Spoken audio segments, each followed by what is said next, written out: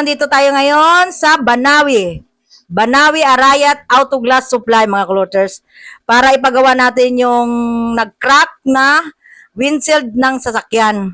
Kasi mga kuloters, nalaglagan po ito ng mangga kaya nagkaroon siya ng lamat. Ngayon mga kuloters, yun na po, tinatanggal na po nila. At ito yung anak ko, mukhang gutom na. At bumubulong-bulong pa. All force po yan sila mga kuloters na sumama sa akin. Kaya mag-aantay rin sila kung gaano katagal matapos mga kuloters.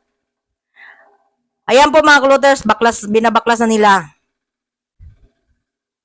At mga kuloters, ang masasabi ko lang talaga sa kanila, maayos sila. Lalo na po yung may-ari nitong Arayat Auto Glass Supply, napakabait. At maayos sa customer mga kuloters. Ayan po mga kuloters, mga anak ko, ang kukulit. Yan. Ayun na, baklas na po mga kuloters. Open na. Yan naman po, pinapaayos ko yan kasi medyo bumaba yung ano niya yan. Para luminis naman yung ilaw ng sasakyan.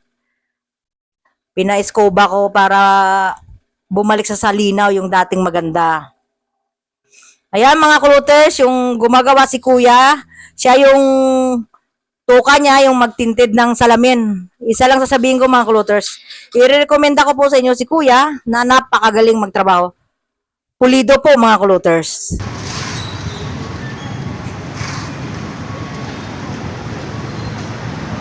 Yan po mga kuloters, ipapakita ko po sa inyo yung buong paggawa po nila at yung finished product na po nitong aking sasakyan. Kaya abangan nyo na lang po at saka sakali man po doon po kayo pumunta mga kuloters sa Arayat Auto Glass Supply. At itong unang-unang sasakyan ko, itong si Ino. Kaya mahal na mahal ko itong mga kuloters. Kahit na ito yung magluma, pag gusto ko nang bumili ng bago, hindi ko pa rin ito bibitawan mga kuloters. Kasi ito yung unang-una.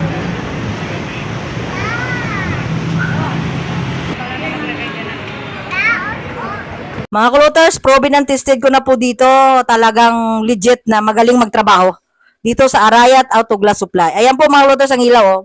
Maayos na, malinis na, malinaw. Yan mga kuloters, tapos na ang aming sasakyan. Kaya mga kuloters, see you in my next vlog. Bye! Thank you for watching.